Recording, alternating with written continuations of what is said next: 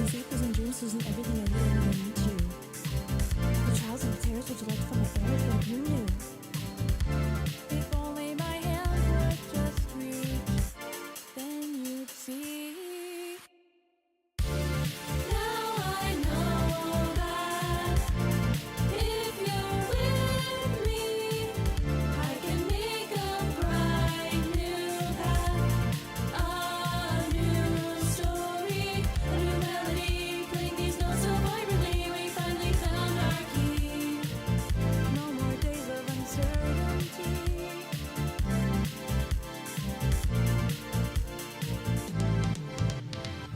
With every step we're right along, that survives the test of time. If I fall apart, I'll rise again. I wanna keep moving forward. And starting now, it's getting easy to tell. I know we'll make it through somehow. My name is Eggy Drago. I am the cream of the crop. I am the yolk on top. Former VTuber, current human being? God, she's so pretty. Oh my god. It was back in early 2024 when I went to an idol concert in Japan on a whim because of my VTuber Oshi who graduated. Needless to say, I got hooked.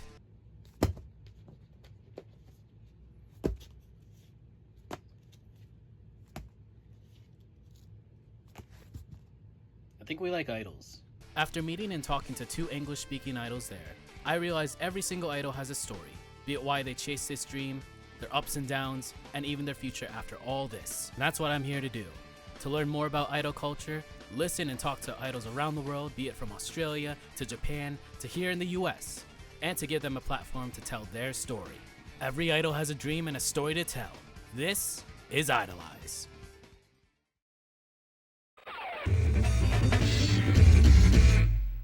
Let's fly! From starting out as a cosplay idol to now being the leader of a Kaigai Idol group, Nova Mariposa joins the show to talk about their idol journey and the origins of Vivariia. All eyes on me. IDOLEYEZ, episode 69. Nova Mariposa.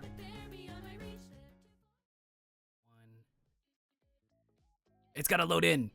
I think it has to load in. There we go. Yep. It'll all right, here we go. Yeah, we're here. I'm here.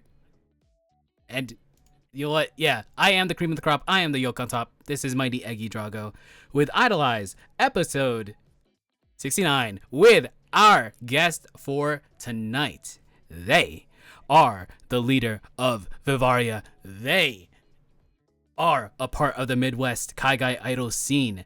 This is Nova Mariposa. Pew pew pew pew pew pew pew pew pew pew pew pew pew. Hi. What a wonderful intro. Thank you so much, Aggie. You're so awesome. I don't know about that, but thank you for for accepting this invitation to be on the show. But it was thanks to Zabi, aka Yes. Getsker, who Yes, recommended you recommend the whole group to IDOLEYEZ. So yeah. So we are finally here. It's been a long time coming, and Zabi, patience is a virtue that is slowly rewarded. So but yes, Nova, thank you for accepting this invitation. Yeah. So let's actually, do you want to do your call and response? Yes, I do. Everybody here, welcome. And if you do not know who I am, as as Eggy so kindly said, I am Nova Mariposa of Vivariia. And my call and response is when I say, "Let's fly." You guys are gonna say "To the stars" together. Ready? Let's fly. To the stars. Ah. But yeah. You know, because like bugs, they fly, and my name is Nova, so it's like the Yeah. sky, the stars. But yeah, I broke out the VTuber model. It's been a while. I think the last time I used this was the anniversary episode with Phoebe back in May. I wanted to match the energy that Nova had, since Nova wanted to also uh, break out the VTuber model as well. So, rare sight for me to be in VTuber in VTuber form. But let's get this show on the road with our first question that we always ask every single guest is who or what got you into idol culture or J-pop culture? So, this is actually like I thought I had the answer to this question, and then I thought about it a little harder today. I was like, what actually did get me into idols? Because I feel like for a lot of people, I know a lot of Kaigai idols in the community got into idols through stuff like Love Live or Prepara or Akatsu, like all like the idol animes that you can get into. Idol Master 2. Almost forgot about that one. But for me, it was actually in 2014 when my older brother introduced me to baby metal. Ooh. I did not know anything about Japanese pop culture at all or like Japanese music until my brother was like, "Have you ever heard of something called baby metal?" And I'm like, "No, I don't think I can't tell you that I have."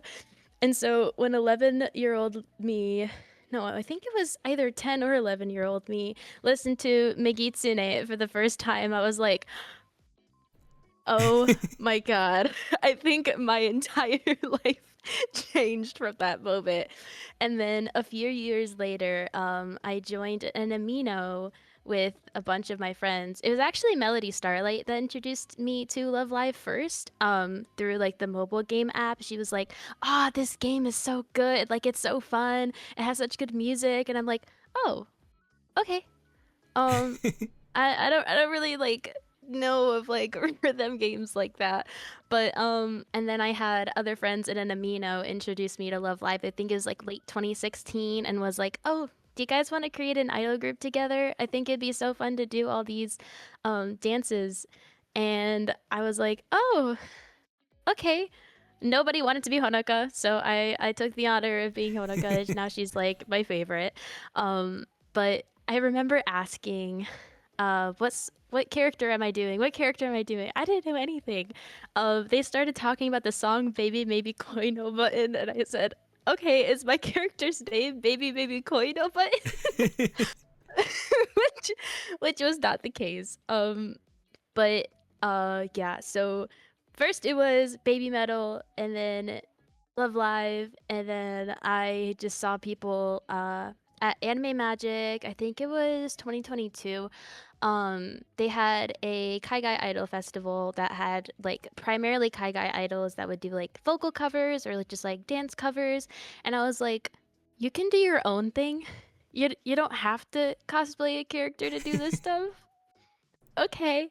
And then later 2022, sitting in my bed alone, and I'm like, what would I even name a group like this? And then I went, ah, yeah, Vivariia. That's a good name. And now I'm here. I So see. Yeah.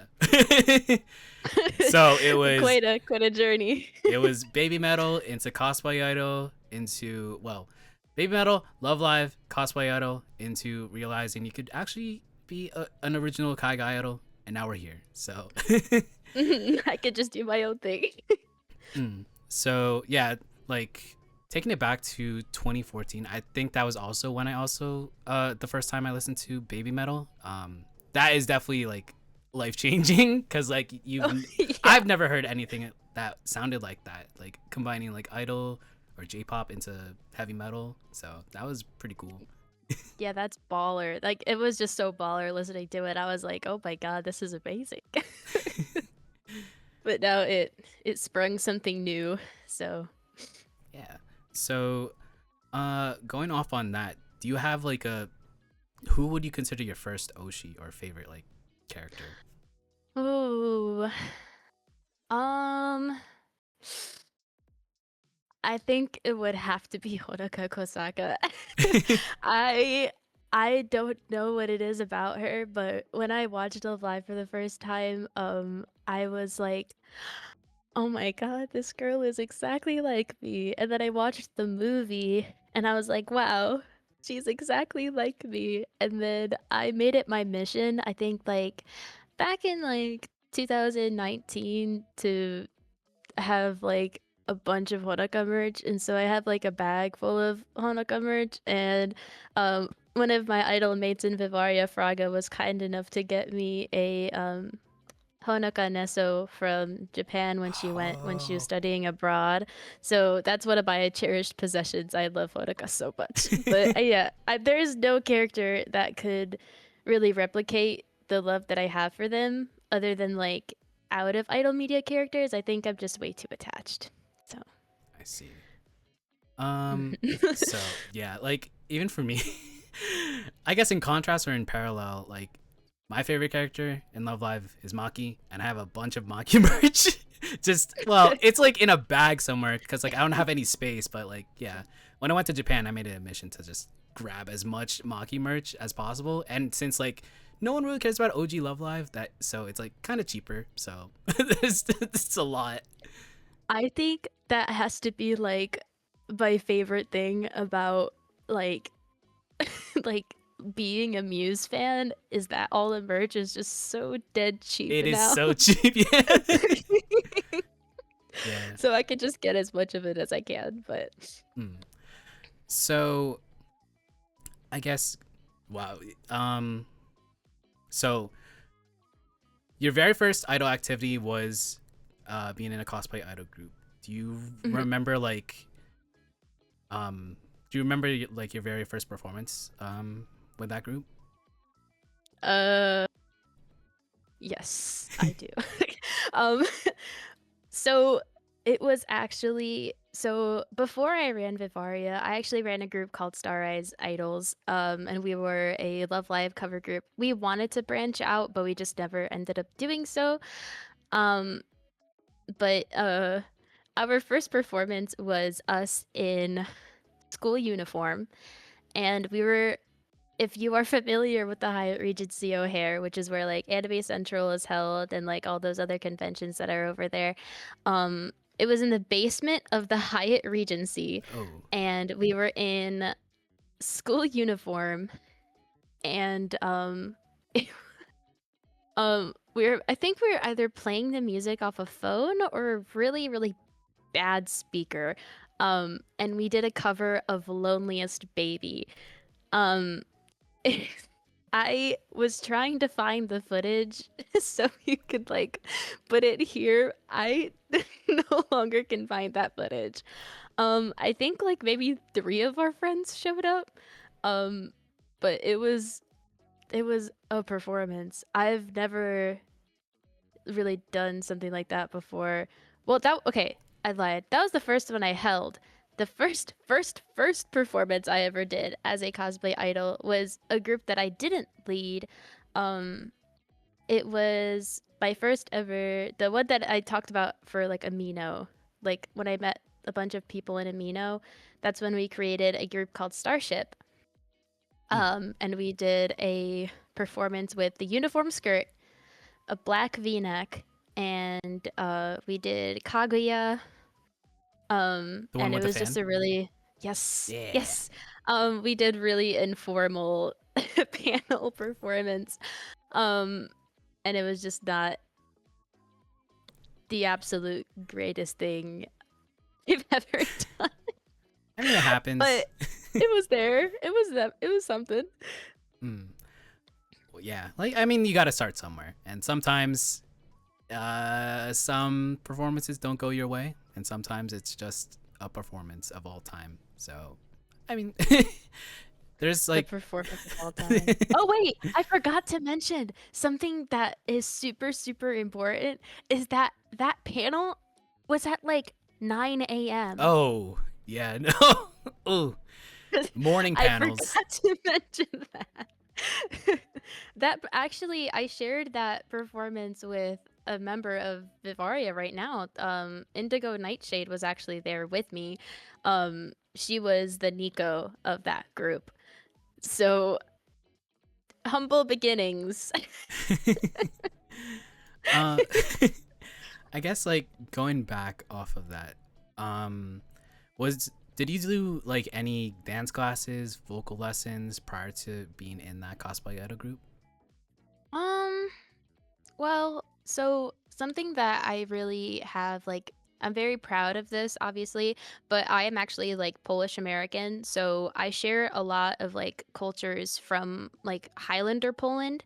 Um, and I was put into when I was young, I was put into traditional Polish dance classes. So a very, very big thing about Highlander Polish culture is the singing and the dancing. There's a lot of traditional dances and songs. So I guess you could say that's kind of where I started. And then I was in choir from fourth grade all the way up until my senior year of high school. But dancing wise, I think that's my only experience outside of doing idol stuff. Oh yeah, and I also did theater for a few years, and I plan on going back. But theater also really helped because like I love, love, love being very theatrical, and I feel like that really helps me, especially with being a Kaigai idol, putting on a performance and making everybody smile and making everybody happy while we're there. Um, so that I think like that's like all the experience I have, like prior to being both a cosplay and Kaigai idol. I see. So I think, who was it? MS Paint Palette and then Ash, sorry, Arcana also had like theater experience, and they also said it helped them perform better on stage as well. Who else? But yeah, if you have like prior experience with dancing or vocals, it definitely helps being on stage as an idol for sure. mhm. It Uh, helps, but it's not always like required. right, yeah, If because you're like watching this and you think that you can't because you don't have any prior experience, that is not true. You can do it. I believe in you. yeah, there's a bunch of like idols that I interviewed that had no experience at all and just tried to learn through dance covers or just singing, just you know, just singing. But yeah, what else? Oh, I do want to ask, was Nova Mariposa like your original name, or did you have like any other name prior to that? Um, so when so back before Vivariia started, I tried to make a Kaigai idol group with one of my old friends. Um, my name was still Nova. However, I didn't really have a last name, so it was just Nova. And the design looked 100% different. It was, I had green, it was like blue hair into green hair. My image color was actually icy blue, and I would wear like a lot of blue, like in the, obviously not everybody else can see this video, but if you guys either search up a video or maybe if in the Discord server, if you guys are really, really curious, I can send it. But uh it was just I did it for a performance for one of the Star Eyes performances that was super informal, and it just the colors clashed. And I was just not very happy about it. I felt like I kind of just threw a wig on and I was like, okay, I can do this. No. I was young. I was like 14 years old and it was not, I was like, no, no, no, no, no. So when I started Vivariia, I was like, okay, I think I'm going to keep the name Nova, but I think I'm just going to switch it around a little. And so I decided on the dark blue hair, actually inspired by Karan Matsuda from Ooh, from Love Live Love the Sunshine. Yeah. And then I wanted to keep my eyes brown.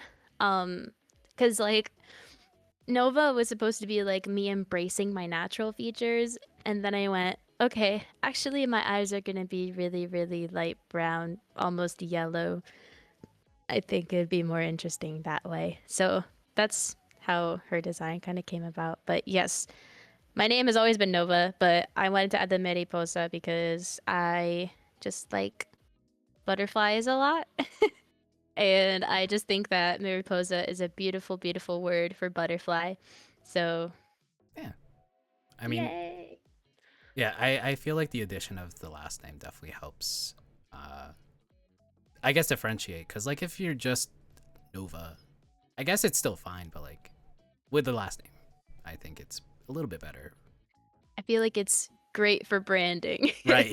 Like there are going to be a million idols named Nova, but Nova Mariposa will always be me. Oh yeah, because like there's at least 15 different idols named Lily. So with no last name, so Yes. might as well get into Vivariia. I guess the origin Yay! of Vivariia. So how did Vivariia first form? So I was, as I mentioned earlier, I was sitting in my bed one day and I was like, you know what? I'm gonna start a Kaigai Idol group. I think that would be really fun. I didn't know what the word for it was yet. I was just gonna say, I'm gonna make an OG Idol group and I'm gonna make everybody so happy. And so I sat down, I did my research. So, something about me though, I really, really, really like ocean themed stuff. I have always been an ocean themed person. I really liked what is it? Water types in Pokemon. Like my favorite Pokemon is Mudkip. I just like learning about sea creatures, sea animals, and all this other junk. I love fishing. I love fishes. But I was like, there is no ocean around us. We may have the Great Lakes, but I feel like that's just not the same vibe. So originally, like some Vivaria's name was supposed to be something like with maritime something because I really like that name. But I was like, I don't know about that. So I was just like, hold on. What if I did something more natural related? So I was like, what's another word for terrarium? And then I saw the word vivarium and I went, oh my God, I think I need to put this in something.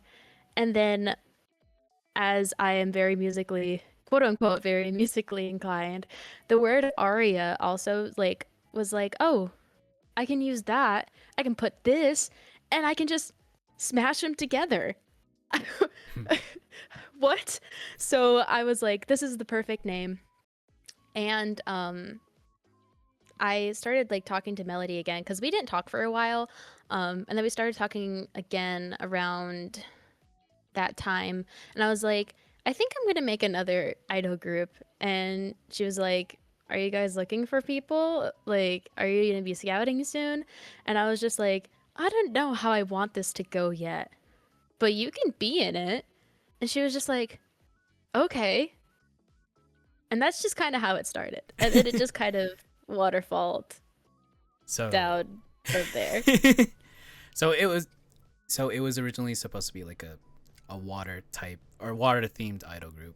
Then it turned Yes. into a nature themed idol group, and then you merged like two different words together, vivarium and aria, turned it into Vivariia with two eyes. So yeah, Well, originally it had, if you look at our original logo, it used to be spelled Vivaria. So it only had two I's in total. But then, like, I was just like, well, our username on Instagram has three I's. And then Melody made a new logo, and I said, okay, well, I guess this is official now. Very awesome. So then it became the Vivaria with three I's instead of just two. I see. When you first started the group, what was your main goal? Oh. um, um, well, I think my main goal was to just like create something that I could call my own. Um, it was something that I was like, well, I perform songs made by other people all the time, but I want to do something like by myself this time. I don't want to keep covering other people's songs. Like, obviously, I still do. That's not ever gonna go away, I don't think. But I'm like, oh well, I think that like I want to have an eat a bag filled with me. I want to eat a bag filled with stuff that like I helped create. Like I would constantly think about stuff like that and I'm like, wow, this would be so awesome. So I guess I just kept working on for that and I kept working towards that and I mean everybody in my group has been like amazing. So like we all create something original together. It's not just like we create something and it's like I don't know. Obviously, our whole premise is to grow, and I just think that like us growing together and creating our own original thing has like been the thing that's like keeping me going, I guess. I gotcha. I mean, like, it's. I definitely have a lot of respect for people that really want to branch out of like being a cosplay idol or being a cover idol or just doing primarily covers and just doing original stuff. Not that like there's anything wrong with it, but like going that extra mile to actually create something that is your own is something that is definitely rewarding, I would say. I don't know when Fraga created our first set, which Melody designed. Uh, like yeah, we have our own first set. Like this is something that we're planning to make together. This is so awesome. And then like seeing the costumes be made in person and being able to wear it, it's like a completely different feeling. Like it's not like I love our first outfits. If you actually, oh yeah, the picture that's in the middle right now, that's our first ever set as a group of 5, Ooh, other than our uniforms. But Fraga didn't make those. Doesn't matter. But like that is like, wow, that's ours. I see. Yeah, I'm. Yeah, that that's just all I wanted to say. Like, it's definitely a step up to do something that's definitely your own. So, hmm um, so you started the group with Melody back in like 2022, correct? hmm So when you officially debuted, it was Ramen Con 2023. What happened in between, like that, like the formation and then the actual debut? I hope Melody isn't watching this stream or this VOD, but I'm gonna call her out a little bit.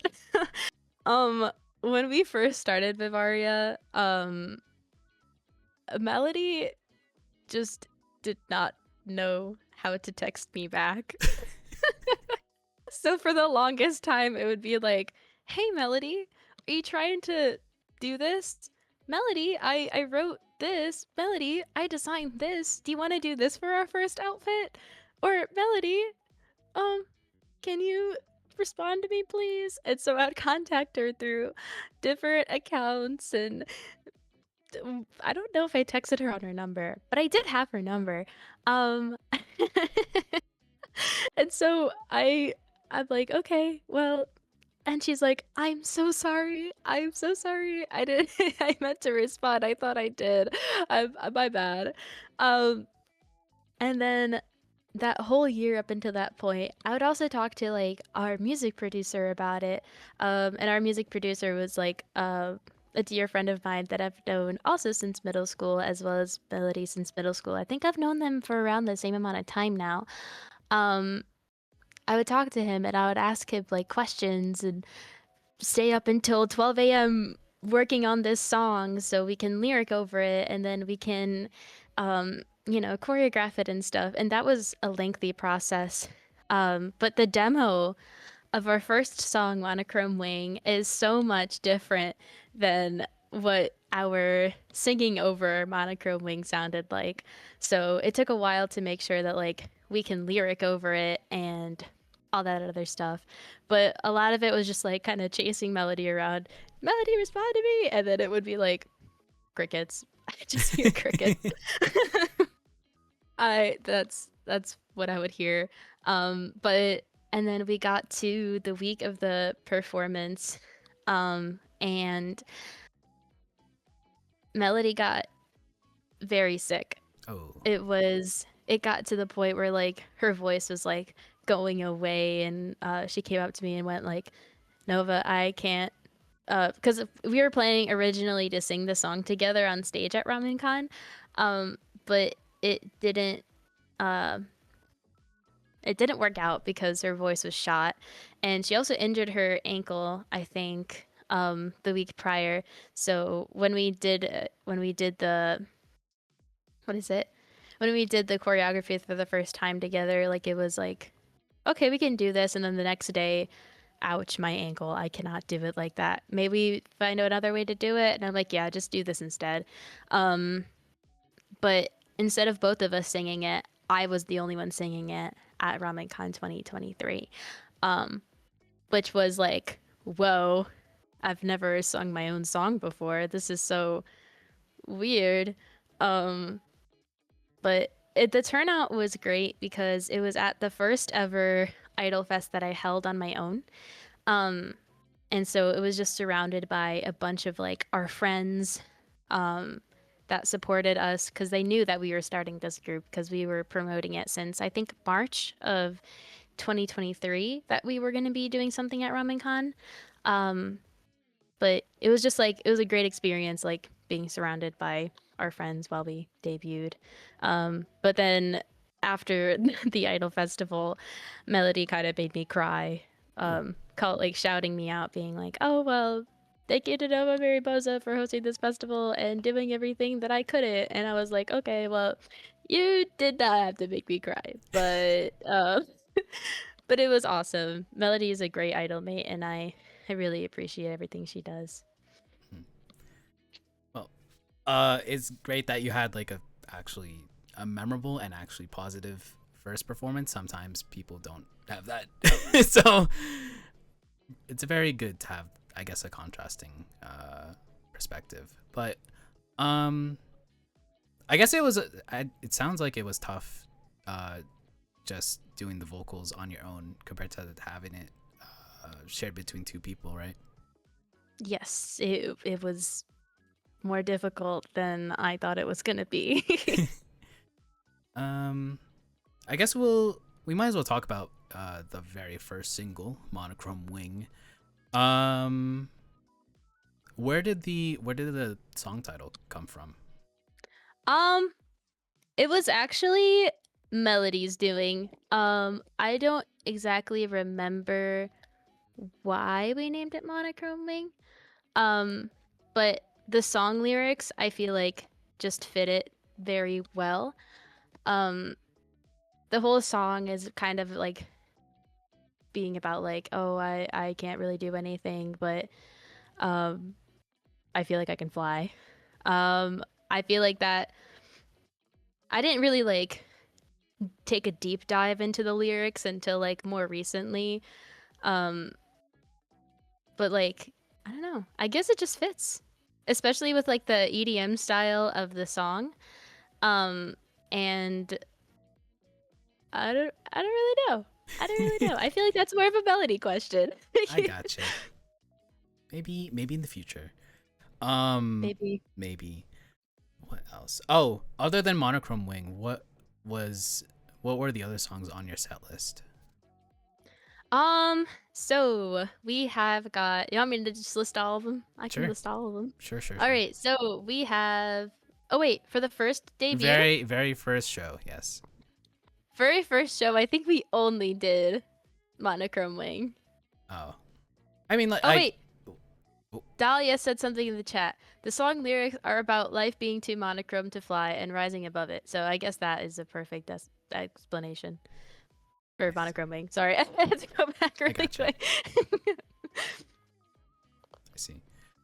I mean, like, yeah, if you had to just perform one song and Melody was sick, I guess it does make sense to just do one thing and not overwhelm your group mate, right? I mean, there was another song we were supposed to do just because it was around like Halloween. We were gonna do Happy Halloween. I think that's a Vocaloid song. Yeah, I forgot who Junkie. it's by. Junkie Oh yeah, by P. Junkie. Yeah. And that was actually a song we performed and learned together in middle school. So I was like, we should do this for our first live as like an homage, and then uh it just didn't go as planned. But um I mean, I obviously do not blame Melody, especially since like she got injured before that. But eh. So might as well talk about the rest of the group, because it wasn't just, well, currently it's not just you and Melody. There are several other members is that true. joined in. So how did you find the other members of the group? So, let's go in order. So, Fraga. I actually knew Fraga from a party that one of my other cosplay idol groups, not the one that I ran, but just another one that I was in. She was at. It was like a pool party. It was so fun. And then like I think in 2019, I saw her sing on stage for the first time, and I was like, dang, she's really good. What? What? And so like I think she was cosplaying Katori and singing a Love Live song in English, and I was like, dang, that is pretty fire.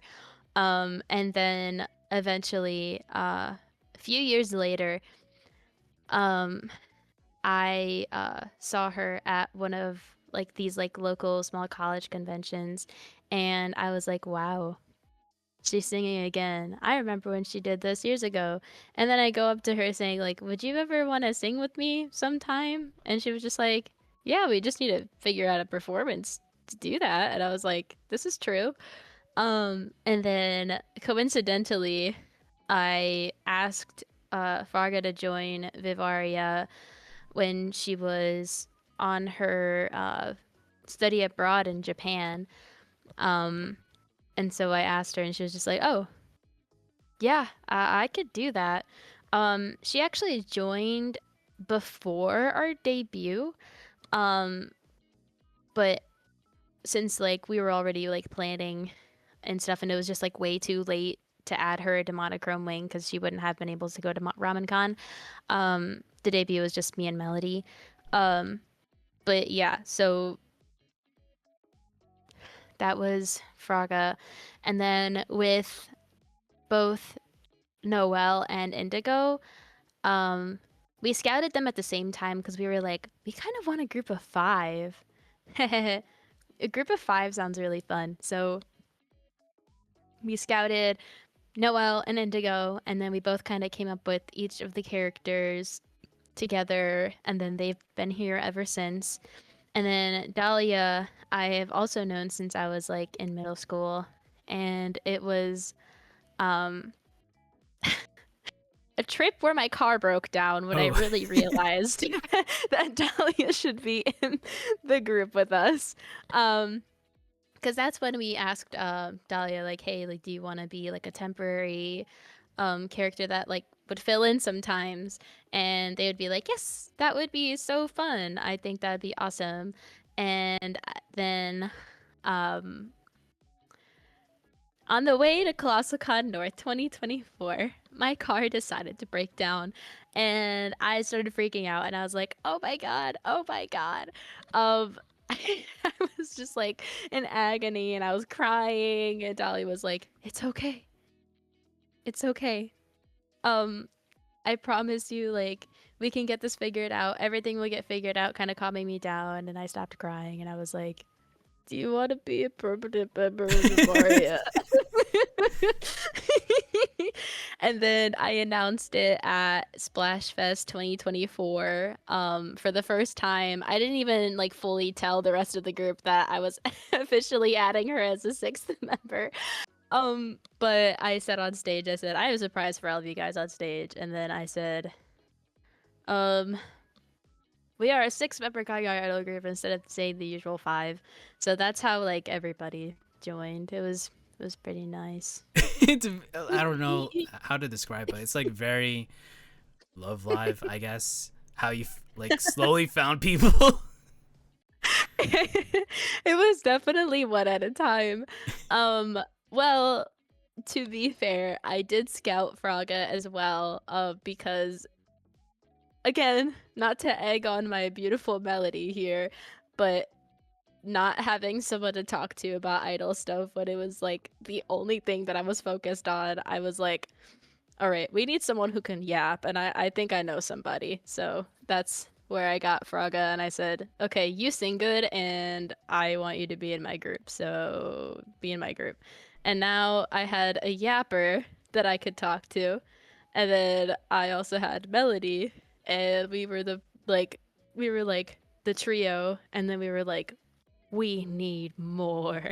And then we picked these idols up off the street, quite literally.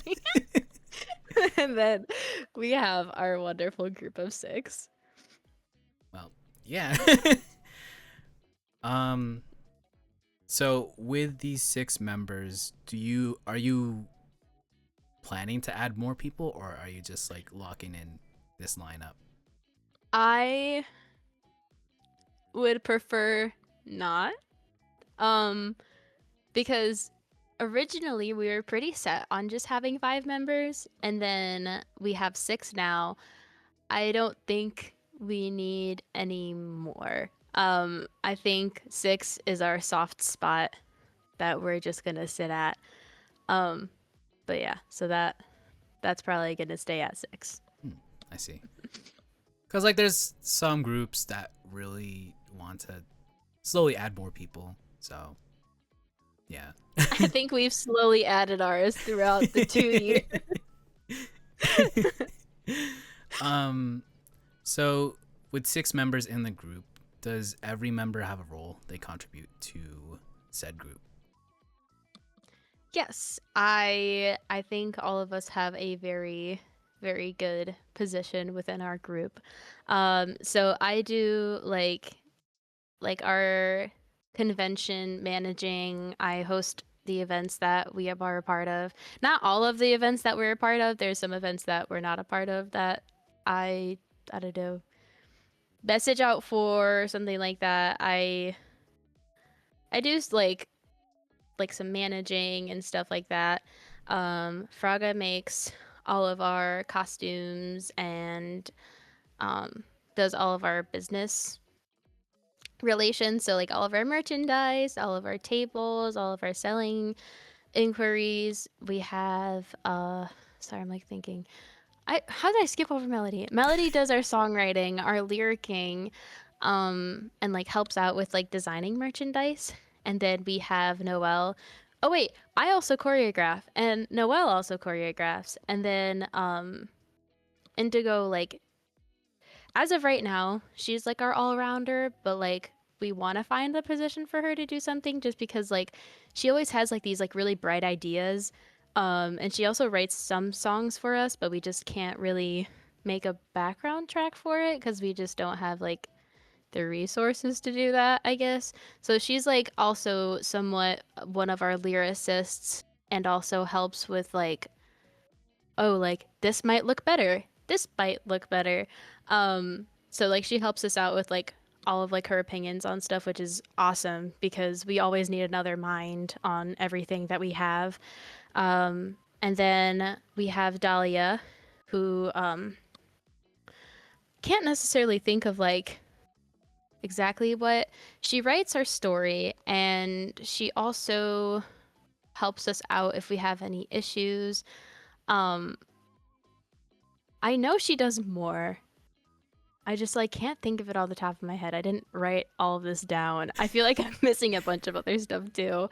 And then we have Gwen, who is our manager and a sub-in.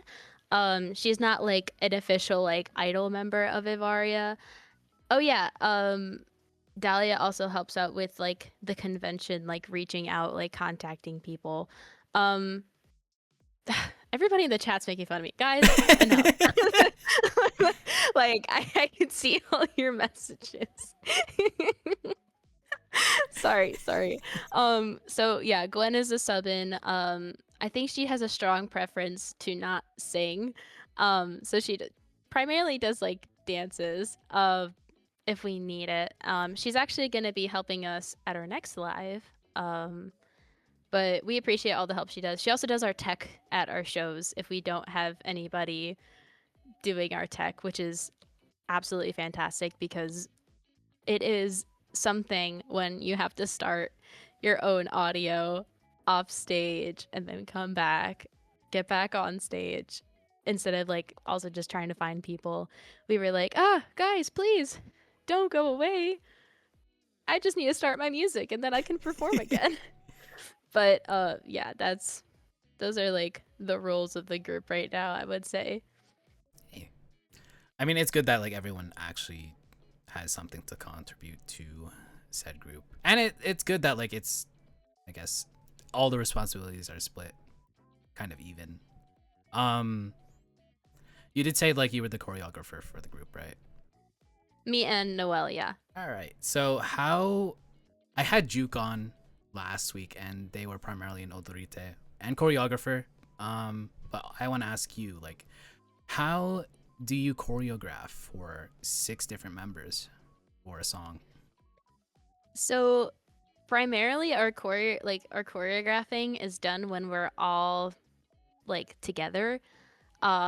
So what I do in my head when we have like a new single, like as you guys were listening to earlier, we have Onward. But like listening to the song over and over and over again until I think of like maybe like a chorus line of figuring out like, oh well, we could do all this at the chorus, or like I would think about like, oh well, this person can do this at this time, this person can do this at this time, because like with group dances there's a lot of moments where you're doing stuff together. So I think of like the stuff that we do together first, and then like as we're choreographing it together I say, Indigo, you do that actually. Dahlia, I think if you did that, that would be a lot better. And then we like kind of like all put our 2 cents in it. It's like, well, I don't want to do that. I feel like it would look gross. And then we go, okay, well, can you tell me why? I think this would look awkward. Okay, let's change it. So like, even though like I do like primarily like the choreographing, like everybody's opinion does go into it. So that is like kind of how we do it. We only have like 2 full group songs that we've done stuff for. But yeah, a lot of it is like me like sitting at home, putting my phone up and recording the way I want the chorus to look and seeing if it looks good with the music, seeing if it doesn't look good with the music. Yeah, so it's just kind of like, I don't know, looking at that and seeing like, well, this looks awkward. Oh, this isn't how I liked it to look. And then I teach everybody else how to do it. And then we figure stuff out together. I see. What, like you did say like you only had like 2 full group songs with choreo, right? Mm-hmm. What would you consider your favorite that you've done? Ooh. I think it would have to be Onward. Because I feel like it came out exactly how I wanted it to. Because when me and our producer were working on Onward as a song, like the track itself isn't the fastest. However, I wanted the like choreography to be like constantly like finding some movement. So there are some moments where we're like standing still, but everybody's doing like a movement at a separate time. Um so like when we do like our now I know that, I made sure to practice that part over and over and over again so it would look the way it needed to. But I love how like each of us are doing a separate thing to like go towards the middle. So we can kind of give, because that's a Dahlia center. So like it gives like attention towards Dahlia and the person that she's standing with. And I just feel like it's just like, I don't know. It's just such a awesome song. I love that song. It's so different from like anything we've ever done. And I don't know. I just feel like it really worked out the way I wanted it to. And I'm very, very proud of that song. And I'm also very proud of like how we perform it and stuff. Like it's just awesome. I see. I mean, talking about Onward, might as well just segue into it. It is your, or the group's latest single. So, Hmm. yeah, I liked the Onward. I liked Onward. That's why it was the the starting soon song playing in there for like 5 minutes. Yeah, the intro with the piano is kind of like Canaria esque, I guess. I don't know how would you describe it, but like that kind of vibe. So, was there any? I mean, like I know you aren't like part of the like music production, but like, was there any like favorite part of the song that you had? So, Onward, I think, was the song that I was extremely in on the production for. Ooh, okay. So, when I was working with our producer to create Onward, there was a sample of something that like he sent me one day, and I went, "This needs to be a full song. There's no way I'm not gonna have this song in our set list." And so we sat down in a Discord call. I can't even tell you how many hours we were in there for, but I was like, "We need to extend this into an awesome song." And he was like, "Well, we could just do this, repeat it like 5 times." I'm like, "No, no. We are going to have variety. We are going to have different parts. We're going to have a melody line in there that we revisit." So if you hear like the that entire melody line, I made that. I made that melody line. And I was like, "Okay, when we write this song, when we lyric this song, I need this line to be visited in the chorus. I want people to know about this line. So if they hear it at the end of the song, they're like, 'Oh my God, I already heard that in the chorus.'" So I was like, "Okay, put this at the end of the song. This is here, but put that there." And he was like, "Well, I just don't think the sound's like right." And I'm like, "We need to finish the song first before you have any comments on that." And then the beginning part was kind of like a taking the beat and taking the melody off, to start like that bass line. And I feel like that is like our most iconic bass line. It's not, contrary to popular belief, guys, it's not a real bass. It was just a plugin, but it is a really good plugin, and I love that. I love that plugin. It sounds so good, so crisp. You can like feel the bass in your ears. Um, but yeah, that the melody line is my favorite part, as well as the bass line in the beginning. I think those two parts really bring the song together. Um, and I don't know. I just really like that song. I feel like we did a really good job on it. So, Ooh, right. Yeah. So sorry about that. The Canaria part was for Lilium. My bad. The bass oh. was for Onward. Yeah. Okay. But yeah, I did like Onward. I also like Lilium. So, but yeah, it's good that like you had a part in working on the song. But yeah.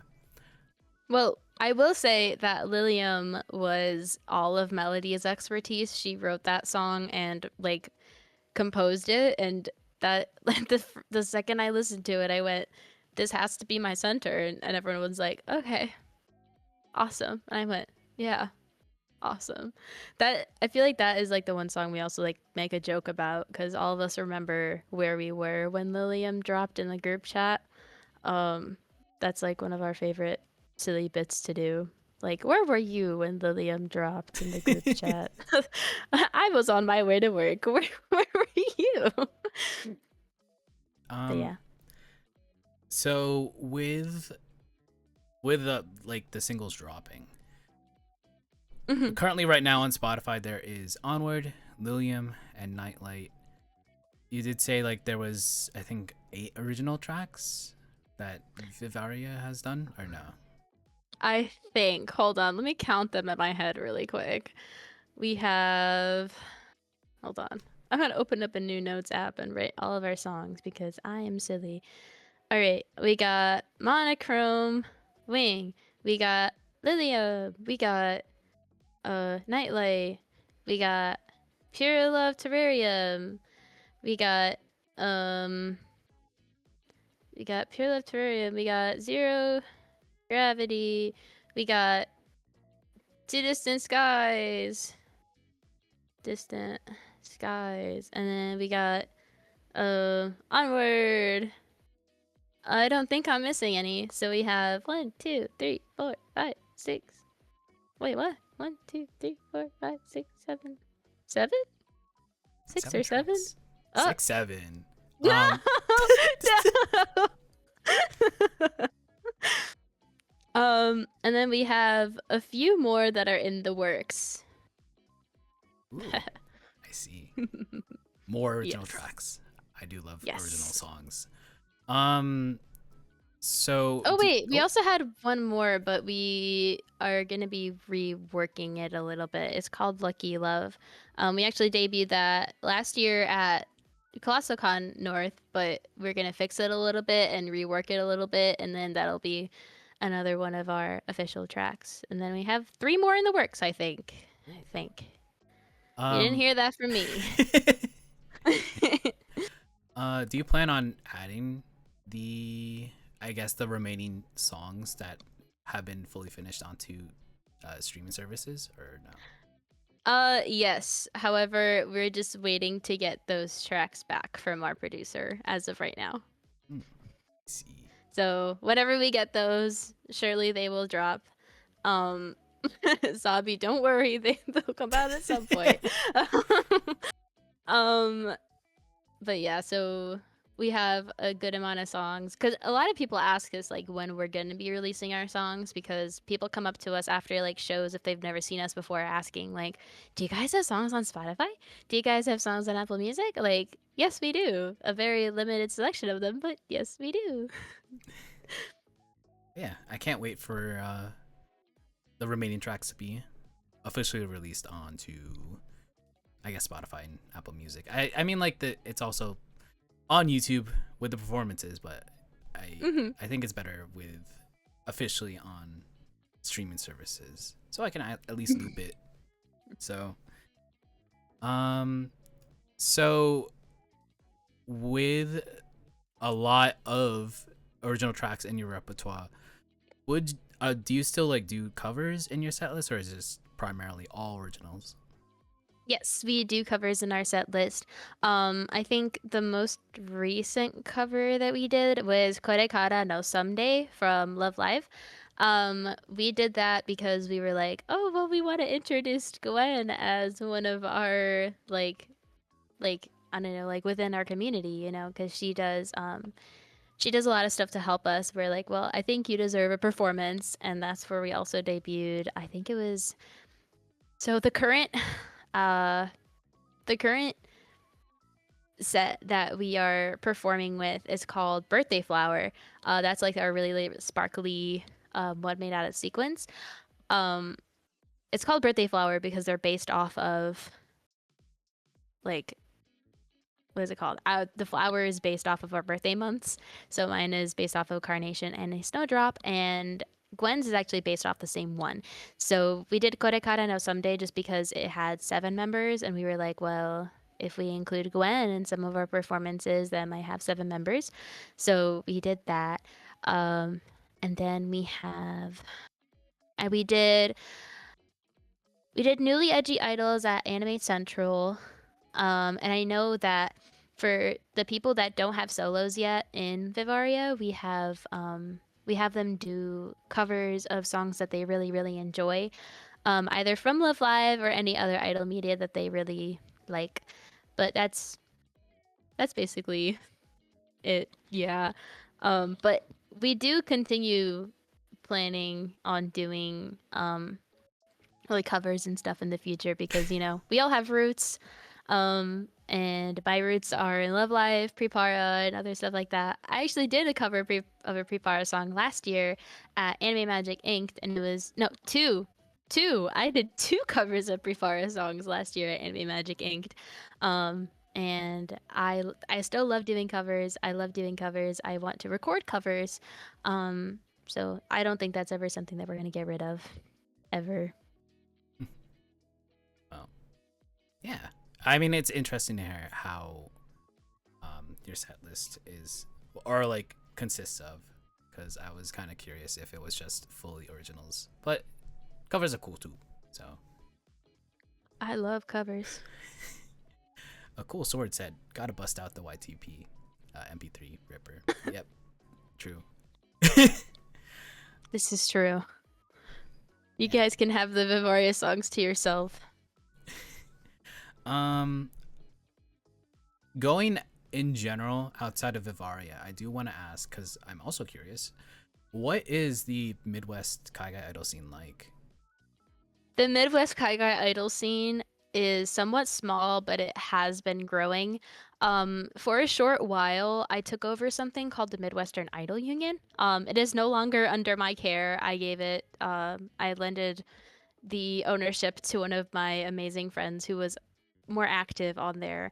But as a Idolfest host, I have been hosting events in conventions. I held one out of a convention, which was a little rocky, but it still turned out pretty well, I would say. Um, it so as a host, I've held at this year at Anime Central, we did the Crystalline Melody Idol Festival, which actually used to be Heartbeat Melody, ran by Jenny Bon, but I took it over because Jenny Bon was like, I cannot, unfortunately, I can no longer put my efforts into this, so please take it. You can do whatever you want. And I was like, all right. So we renamed it, and we are still planning to host it, maybe for 2026 if ACED will allow it. I trying to think of some other. So I'm also part of a Idolfest running collective called Chuseibu. Chuseibu has been active since 2023, since this first Splash Fest. It was Splash Fest at CCN 2023. And that was like our first ever Idol festival as Chuseibu. I'm literally Zabi.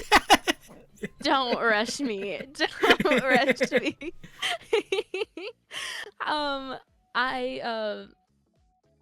We the crowd was not, like we had the main stage. It didn't completely fill the room, but it filled like a pretty good majority of like the front of like the seats, and then every single year since then it's been growing. I consistently host the Idol Festival at Ramen Con every year, called Noodle Idol Fest, and that is like my baby. That is like everything to me. That was my first ever Idol Festival um, that I've ever held. I've wanted to host an Idol Fest since 2018. I just didn't know that there was a proper term for it at all. I was like 14 and I posted on the Star Eyes. I still have the screenshot actually of saying, would anybody be interested in joining a Love Live? It would be open to both solo idols and groups I love alike. I didn't know. Like, I was just like, would anybody want to be in a Love Live? That was like a poster in 2018 on the story. I had the screenshot somewhere. I could definitely find it. But so when I was a baby idol or a baby cast idol, primarily, like when I tell you every cover idol group was just Love Live in 2018, it was just Love Live in 2018. So like, I mean, there's a few like Vocaloid, but like it was just Love Live primarily. So I wanted to like hold on, totally forgot my train of thought. But since then, especially like after COVID, like coming back from like everybody's like hiatus, I know when I held events, like we had like around like 50 to 70 people at Star Eyes events, and it was awesome. We had like our own like little crowd that would come back every single convention. It felt awesome that we had like some like loyal people like that, because they were like, oh, Star Eyes is performing, let's go see him. And then since then, once more, because like Kaigai idols weren't introduced into this like in the Midwestern scene, like from what I have seen, like within like Northeast Illinois, Northwest Indiana, because that's like around where I am. That's where I've been based for like a long time. So the concept of Kaigai idols were not here until around a few years ago. Um, but at Anime Magic, the crowd grows every single year, which is awesome. Uh, I feel like we just don't have a lot of events, but I feel like if we get more events, more people will want to go to them. And another group that did um, actually, what is it? Another group that does actually help with the Kaigai Idol scene over here is the Midwest Woda community. You're welcome, Zabi. I was on my way. Um, but the Midwestern Voda community, I felt like the scene was bigger before COVID hit, and then after COVID hit, there was like no Woda, and then I think Okabe started that up. Yes? No? You can tell me yes or no. But um yes, there he is. But yes, Okabe started that up, and I was introduced to it by somebody. I forgot exactly who. I think that was one of like my other idol friends that helped me um that like pushed me into it. Was just like, here, join this thing. This is a bunch of WOTA stuff. And I was like, oh my god, this is awesome. People that enjoy pen lights and cool UOs, this is sick. And then it was around, and then I took it and I went, hey guys, I'm actually an idol, but I want to do WOTA. Still have not been to a meetup. The first meetup that I went to, there was a decent amount of people, and we did idol karaoke, and that was so much fun. And I haven't been able to go to one since, because every time they host one, I'm always busy. But it is steadily growing. Every single time there is an event, there is a like convention. There's always like, I know Chusebu is doing a very, very like, is doing a very like, I don't even know the word, is doing a job of trying to push people into looking at more idols. We always like, we try to have the best stuff for our idols. Whenever we contact a convention into letting us host an idol fest for them, we're like, can we please have a meetup? Can we please have a space where idols can sell their merch? Can we please do this? So we try to make it like, I'm like putting my thumbs up here, but like we try to make it like that. We try to make it thumbs up for people. But we just need more events. More events for more people. That would be awesome. I know me and Okabe may be cooking something up. We may be cooking an idol event up soon at some point. Information will come out about that later, but just know I'm planting the seed in your brain now. It's just so you know that something may be happening. Mwahahaha. Well, it sounds like the Midwest scene is in good hands, for sure. I mean, like, Yippee! I feel like more events would definitely help, or like more events outside of anime conventions. Yes. More events outside of anime conventions. Yes. That would help us so much, but I know a lot of us are broke. And that is kind of hard for us to do if we don't have any money to do that. But I know that the Midwest Widow community has also been doing a lot of anikura, so a lot of people have been able to like go to like events where they could just do Voda the whole time. So that scene has been also in great hands. So the Voda scene, thumbs up, and the idol scene, thumbs up. It's constantly growing and doing new things. So it's just like, it's so awesome to see this community sprout. Wait, one more thing before we move on to the next question. I know when Ramen Con, the first time I ever went, there was like no idols. There was like maybe like one or two groups that performed, and like it just kind of felt barren. And that is when I decided to host the Idol Fest. And now that stage is always filled with idols. And I feel like a lot of like idols that are based over there kind of see it as like a safe space. Like, I can do my performance here because I have been able to meet so many awesome idols through Ramen Con now. People have debuted at Ramen Con. People have been like able, like that stage, that main stage that's in the middle of the room is constantly filled with a bunch of different idol acts, and it is amazing to see that a little event such as an idol fest could bring so many new people into there. It's just so awesome to see. I love seeing our community grow. Yeah. I mean, the more idols, the merrier. The more WOTA, the merrier. So Yes. yeah, I mean it's good that like you took it over and everything pretty much went on the up. So More people. I love more people. but yeah, sounds like the Midwest is doing great. I mean, like, I guess running in parallel, Florida is still kind of stuck in that phase where every idol group is just a Love Live act, and there's not a lot of WOTA, but there's like some WOTA gay groups that are trying to help out and advocate for more people to try and like do WOTA gay or like be fans of idols. So yeah. hmm It's just like I look at how like all the communities grow. Like I know I actively like understand and know that the East Coast is totally fine, and so is the West Coast. I see like events there all the time, and I'm like, Yeah. ah, God, I wish I could have something over here. And then I'm like, well, if no one's gonna do it, I will. Yeah. You just yeah, like you did that Thanos thing of fine, I'll do it myself. So yeah. Fine. Collecting all the idols as like infinity gauntlets. Finley gems.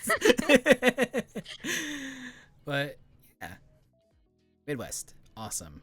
Maybe one day I'll go to the Midwest. I don't know if there's Please, please go. Anime Central has been awesome. Like last year when Crystalline Melody was going on, we had such an amazing audience and amazing WOTA like there, and it was also at what was it? Even at the Vivariia live, like it was so awesome because so many like it was like I don't even know. Like the Vivariia Live like had so much support and the WOTA there was absolutely incredible. I told the one message that I gave to all the WOTA, I think like you guys remember, to the WOTA that are here that were at ASA, just like if you're at the Vivariia Live, go crazy. We want you to cheer on. We want to hear your voices in the crowd. Like to me personally, I if I'm performing and there's no WOTA in the audience either screaming their lungs out or saying hi hi hi, I know I'm doing something wrong. I'm like, please, I want you guys to scream, like do the best you can. What? I did not cyberbully Pete. What are you talking about? what what is going on right wow. now? Wow, I am being bullied right now in the stream. But yeah, cool. Yeah, maybe one day. Cause I've been to the West Coast. Well, West Coast cons, like USIF, like literally last week. Haven't gone to the East Mhm. Coast con yet. I do want to go to Otakon. Me too. I want to as well. And maybe one day, maybe the Midwest as well. That's all. That's like my bucket list stuff. But yeah, seems like Midwest is the best coast. You said that right. But yeah, moving onward to our next section called Future. Onward. Future / retrospect. What would you consider your favorite performance that you've done in general with the group? My favorite performance? Ooh, this is actually a tie in between Anime Central and Anime Magic this year. I felt like Anime Magic was like I feel like I mean I liked ASN a lot because like all the WOTA and stuff were like incredible and I felt like we got so much support. But Anime Magic, we did something new. It was more of like a audience interaction type thing. Dahlia came up with it using like if you know AKB, using like inspiration from their AK Bingo, which was like doing like silly things on stage that the audience can interact in. And the little skit that we did, I think it was like the most recent video on our YouTube page. It was just so silly, and everyone in the audience went, "Oh my god!" because of the skit. Because the skit was like, "Oh yeah, this skit was actually to show how someone would take their boyfriend." And Noelle like beat Fraga up and took the shovel, which was supposed to represent Fraga's boyfriend. Um, but that was that. And then we did the same thing at Ramen Con, but we did a cookie challenge. You put the cookie on top of your forehead and try to get it into your mouth without using your hands. That was super, super fun. And the audience got super like, go, go, go at it. So that was really fun. But I think it would have to be a tie between ACED and Anime Magic. I really enjoyed both of those performances, and the audience was absolutely incredible. Like they were a great audience, and I really could not like thank them like anymore, because like all the support comes from people being there. And every time someone shows up to our live, it's just like, wow, you came here just for us. Wow, you're so sweet. We try to give our absolute all at every single performance that we have. Um, but yeah, I think those two were some of my. Those are tied. Those are tied for me. I love those ones. I see.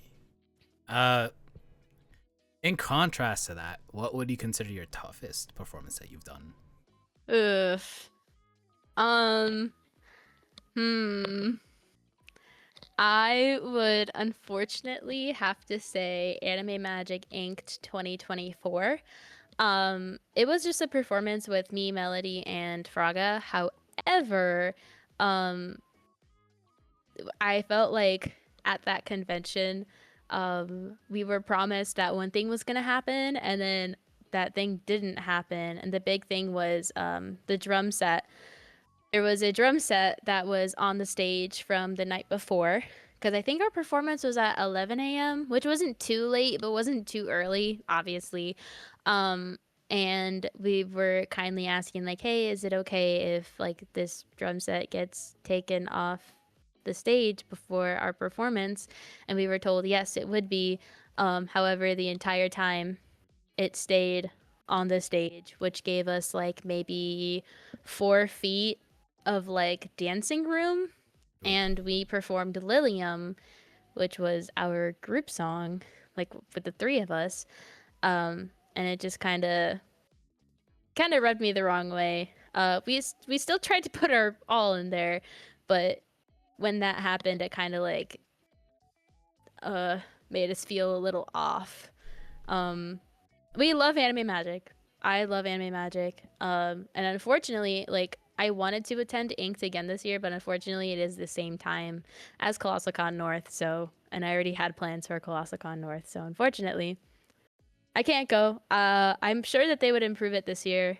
Um, but yeah, I think that was like our biggest, like, oh man, at a convention. But we did what we could. We worked with what we had. The tech people were absolutely awesome. We had two people helping us out with tech. So they did like all like their lighting for us. They did like our mics and stuff. They did like the leveling, like the live mixing and stuff. So I think that was like the best part about that convention, is having staff that were so like willing. But like a drum set is like, unless like you know how to deal with the drum set, you should not touch the drums because you might hurt them. But I didn't know like who was able to move them, and we couldn't really contact anybody. But I think that would have to be it. Yeah. I mean, like, last week at USIF, there was like one act that like that act had like 10 people, 10 different people, and the stage was not big enough to fit like 10 people, so we had to like adjust how they could do their choreo. But yeah, even with a drum set like taking up space, it definitely affects how choreo is done, definitely. Yeah, it took up like 70% of the stage, and we were like, oh, all right, let's see what we can do with this. Focusing on you personally, is there anything that you want to improve on? Oh, man, my stamina. I think my stamina has not been the best. I've been actually actively working on it. I have like my own treadmill workout that I do. Um I usually like I go on the treadmill, I listen to a song, and like I just like sing it to myself. Um which has helped me a lot actually. Because there's one song that I really, really want to perform. If you know, do you know Iris, like the J-pop group? The group, yeah. Yes. So the song, as a very big Prepara fan, I love the song Realize. Realize is like one of my favorite songs from Prepara, and I want to do that song one day with singing and dancing at the same time. But if you know anything about the choreography, it goes like crazy. You have to focus like on your footwork, which I finally figured out, which is awesome. But you have to focus on your footwork and your vocals, and like they just don't stop singing. Um, but like that is like genuinely like I've wanted to perform that song since I was in middle school when I discovered Prepara. So that song is very special to me. But 100% my stamina. I would say my emceeing, but I've improved on my emceeing throughout the years. Um, and I don't know. I don't know if there's anything else I can.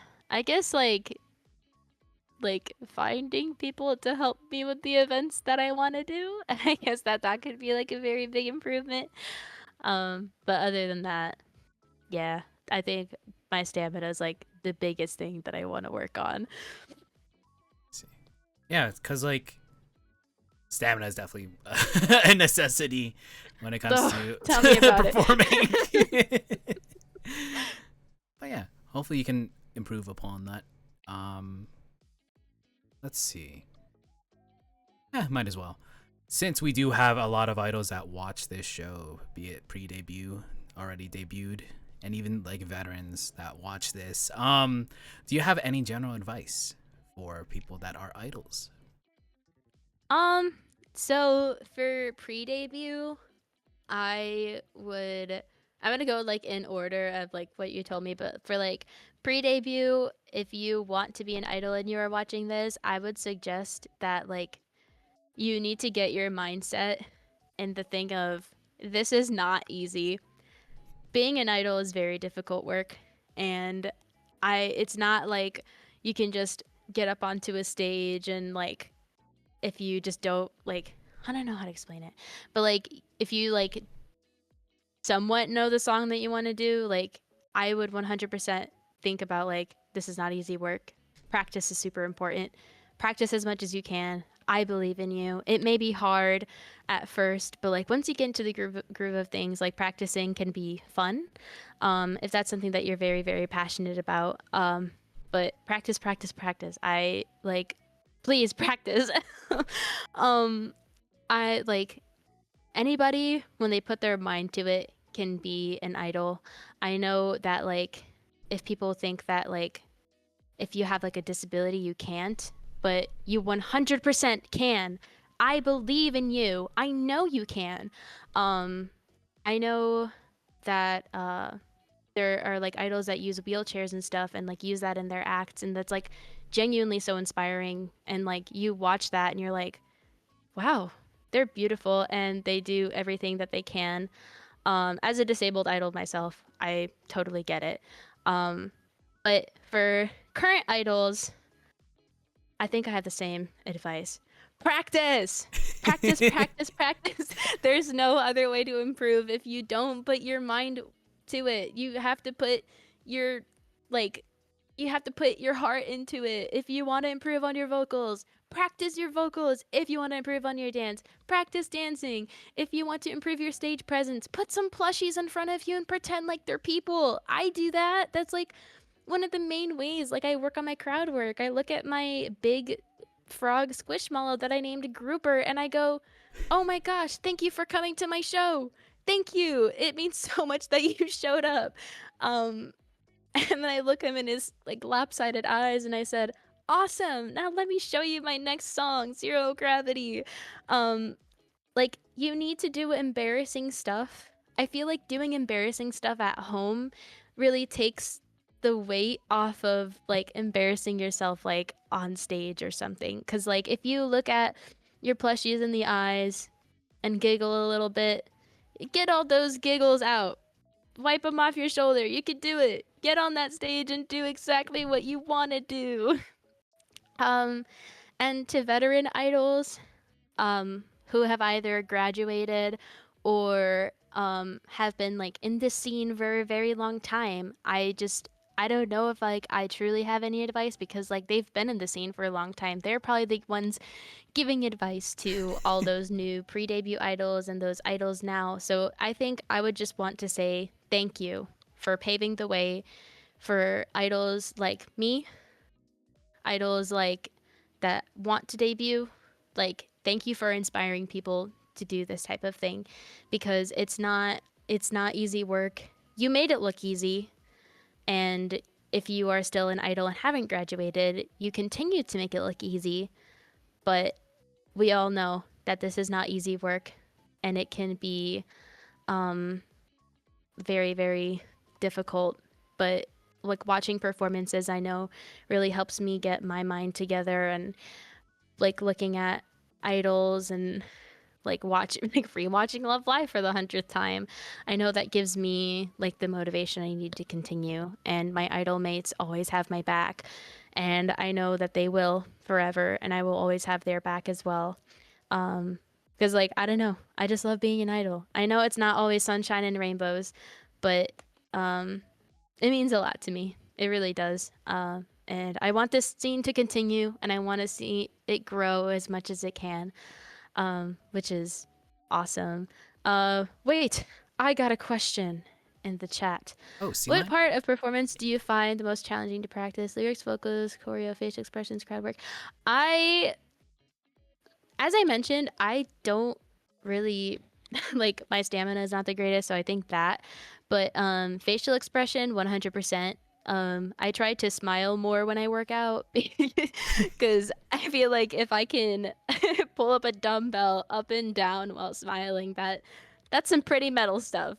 So I do that, and but crowd work is fun. I like telling the people to do stuff again. It makes me happy because it's just like, wow, you're listening to me. I feel so special. But I think that's like what's hard. I'm sorry. Continue. Oh, no, you're good. Because like sea lion is the MVP of asking questions for the guest, and I just do pick them out and ask everyone. Sea lion, you are the goat. Moving on, moving onward. Anyone in anyone in the Sorry. is there anyone in the Kaigai Idol scene that you look up to?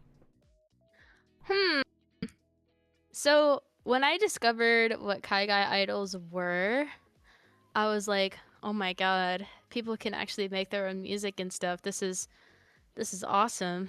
I know I looked before I realized that you could like make your own music. The first Kaiga idol I met in real life, I think, was Jenny Bon.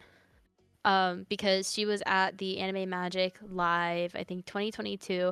I went up to her and she was just like, "Yeah, I cover all these songs." And then she gave me a little tattoo that I could put on myself later. And I said, "Oh my god, I'm gonna cherish this forever." I still have that tattoo somewhere. I said, "Oh, I'll probably put it on my performance like for tomorrow," and I never did. I was like, I need to cherish this. I need to keep it forever.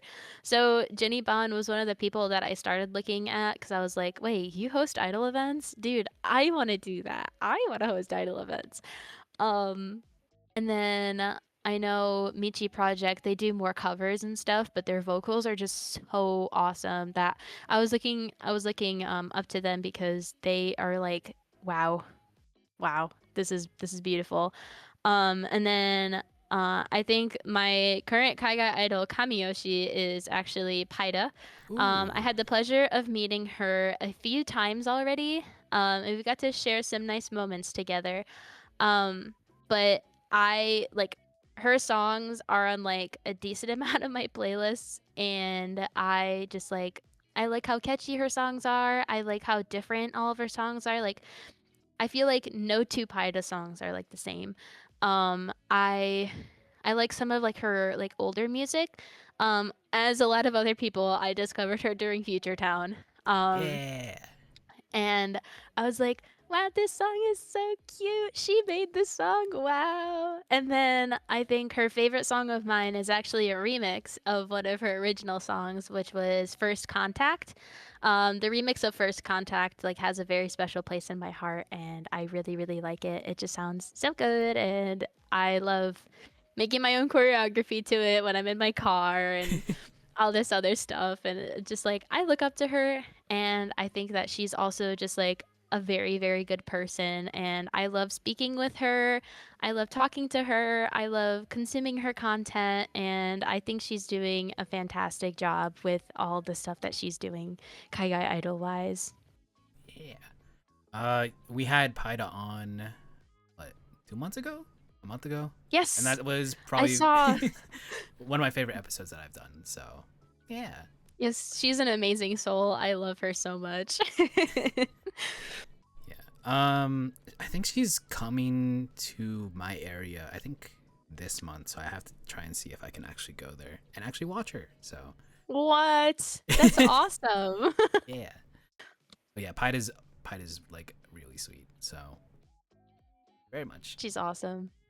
Kamiyoshi worthy. I mean, I did have a me and the Midwestern Idol Union kind of like organized her first like flower stand when she came to Ishokan, because like that was awesome. I know the host of the Idol Festival at Ishokan kind of like said, "You guys should apply to our Idol Festival.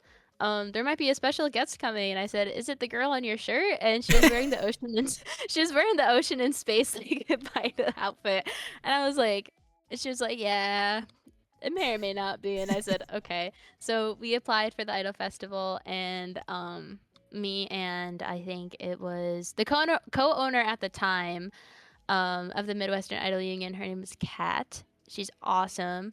And then we both drew art for it, and then we kind of we raised some funds. We were able to buy like everything that we needed for it, like the stand itself, and all, because we used fake flowers because we wanted her to keep it. We were like, "This is made out of fake flowers. You can take it home. Please take it home. We worked so hard on it." So yeah, that was awesome. But yeah, that was like seeing her like see it in person for the first time. Like she was just like, "Oh my god, first flower stand. This is so cool." And I was just like, "I'm so happy you could like it because we worked so hard on it." So yeah, that was one of like the highlights of my year this year, I think.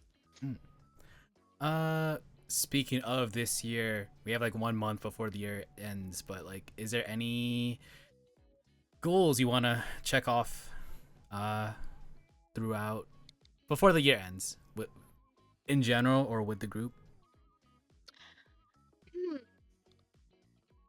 I don't think I have any specific idol goals that I want to um accomplish, but I know that like Vivariia, like the three of us, like me, Fraga, and Melody, are gonna have our first like out of like way out of state performances, which is gonna be absolutely crazy. And this is something that I have wanted to do for a very long time. So this is gonna be like a milestone for us, and this will actually be like one of like the craziest things, which is our AWA performance at on the Interstellar Spotlight stage. That is going to be absolutely awesome, and I'm so excited to share that stage with other idols. Yeah, we have like I think the lineup.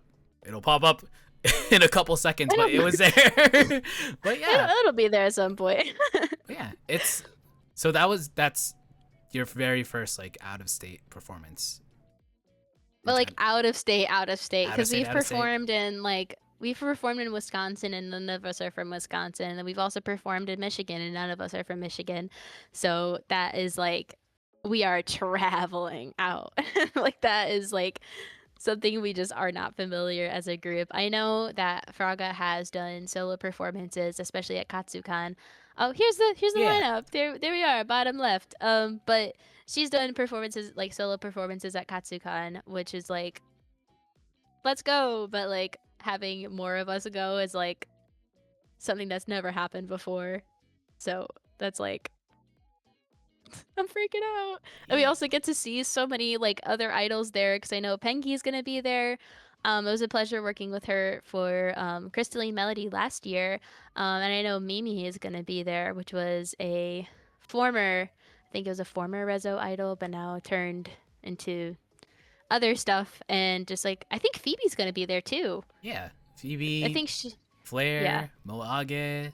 It's a lot of people. It is definitely like a stacked lineup of idols. Like in I don't general. know a lot of these idols. I'm so excited to meet everybody. I know that there was a few like comments being like, "Oh, we're so excited for like you to come down to Atlanta." And I was like, "Wow, this is so awesome."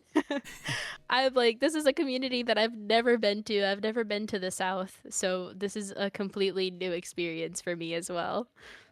But yeah, hopefully you guys will have a great time being on stage and watching other idols that usually don't come out of or go to the Midwest. So and vice versa. I am so excited. I literally will like I'm gonna try my absolute best because like we have a booth there, so my priority is like staying at our booth.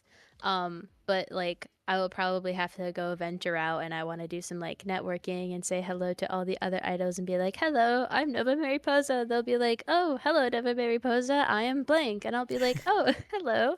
So nice to meet you." But I just like I cannot wait to meet other idols. I know that a lot of like my friends have gone to AWA because they've had friends down in Atlanta, but I have never been and I don't know anybody else down there like personally. So this will be an awesome experience and I'm very, very excited for it.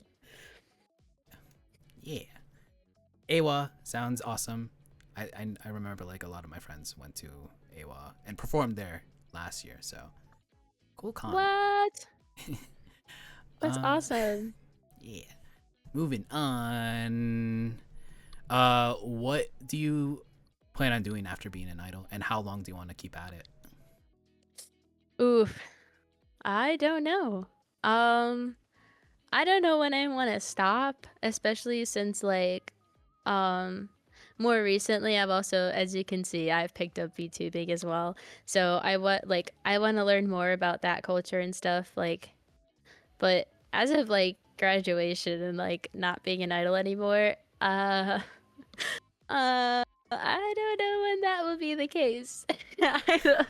I'm gonna try to keep going for as long as I possibly can until I'm like, ah, I'm tired of this, which will probably still not be the case because I will still be like idling has a special place in my heart, and I love idling so much. World's first 90-year-old idol. Honestly, at this rate, it might be that way. But afterwards, I don't know. If my streams are successful, maybe I'll just keep streaming, or maybe like I know that I wanted to be a teacher for a while, so maybe be a teacher. I have not even thought that far about myself yet, but those are some possibilities that I may do. I see. Yeah, it feels like a lot when I ask people that question. They seem to be like they just want to keep at it until, they're like 90 or 100. I think like No, literally. I think Oyasa Mimi, Cherry was also like, I just want to like, be on a wheeler and still perform. So, yeah. What else? Ooh, final question, I guess. So, you currently, present day, have access to a time machine. You go back in time to, I guess, right before your very first performance as Vivariia. What would you tell the Nova of the past? Ooh. I remember when I was looking at these questions, I kind of just like stared at it for a while and I went, dude, I actually have no idea what I would say. Um, but like, I don't know.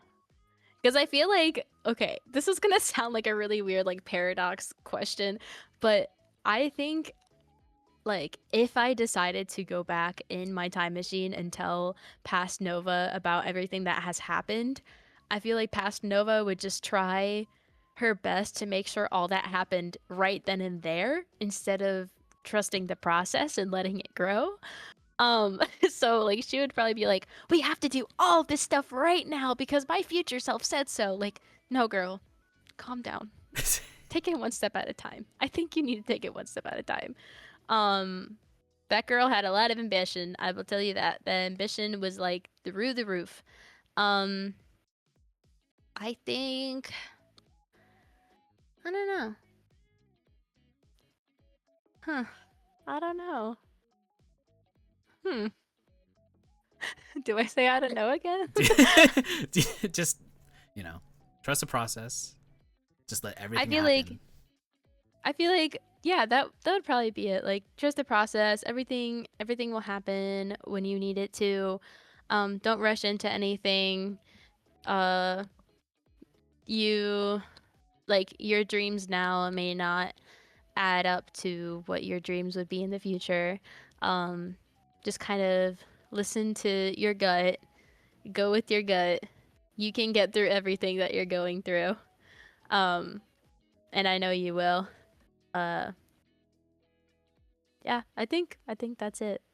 I don't think there's like anything I'd be like, "Oh my god, Nova, stop what you're doing right now. I need to tell you everything that happens." I know like I would try to do that to myself, but like there's like a all right. So there's an episode of My Little Pony. Okay. Of I'm gonna go to Friendship is this. Magic. What season? Yes. Friendship is magic. Ah, shoot. I don't remember, but it was before Twilight became an alicorn. It was the episode where something really, really bad happened, and Twilight only had like 10 seconds to tell like her past self what to do. I remember that one. Yeah. Yeah. Like I feel like it would be kind of like that. Like, okay, Nova, I only have a minute, but like let me tell you what's going on. And she'd like ask me like a million questions, like, what's it like in the future? Like, what happens when you're like here? Like, what happens? This, and I'd be like, girl, shut up, please. Like, let me just tell you how everything goes. But she would not. She would not. She probably would not listen to me. But if I could say something, it would probably just be like, trust your gut, trust the process. You got it. I believe in you. Yeah, it's just something like that. So. I see. Mhm. Yeah, because when I asked that, definitely a lot of idols would tell their past selves what not to do during their first performance, or like in general what not to do. So it's interesting that Braga- he would just like trust the process. Yes. Yes, I would trust the process. All right, well, this concludes the interview portion of this IDOLEYEZ episode, but we have one more segment called the worst pep talk ever, where for some reason people really love this segment, even though I really want to remove it. It is where I, Eggy Drago, give the guest a pep talk for 1 minute, and it's usually terrible. So I am so excited. so let's start the timer. Nova, you are doing great for the Midwest Idol scene, and I really do hope the scene grows and grows and grows and grows. Haha, get it? Vivariia. I really want to see like more of your original stuff on the streaming platforms, because I really love Lilium. I really love Onward. I love Nightlight. I do want to hear what else is there to on the thing, even though it's on YouTube, and the performances are great. And I someday somehow I do want to travel to the Midwest, or if you guys go to the West Coast, I will probably see you. But yeah, I wish a lot of success for Vivariia, and just keep doing what you got to do. And honestly, I can't wait for the future projects that the group will do and release. And that is all. That has been a minute, and that was terrible. That was so beautiful. I don't think I could have worded it any better. I don't know about that, but yeah. Thank you again, Nova, for accepting this invitation to be on the show. Thank you again, thank you again, Zabi, for recommending Vivariia for Idolize. So maybe one day, maybe in the future, I have other members of Vivariia on the show. But if you haven't followed Nova, which I'm pretty sure all of you already do, follow Nova's Instagram. I think that has your card on it. No, but it has the Vivariia handle, the IG handle, and everything else on there. So that's cool. Follow Nova, follow Nova, follow Nova, follow Nova, and follow Vivariia too. I forgot to make the Vivariia Yay! command, but follow Vivariia as well. But that has been it for this episode. Wait. Whoa. Wait, Aggie. Whoa. Can I promote the next live that we have? Oh, that is true. Do you want to promote any upcoming performances? So, we have 2 upcoming performances that will be happening within the next month and a half. So, we have our next performance at ColossalCon North 2025 in the Splash Fest Idol Festival, held by Chusebu, your one and only. We've been working really hard for this, so you guys should totally go. And then also we have Anime Weekend Atlanta. We are performing on Thursday at 7:30 p.m.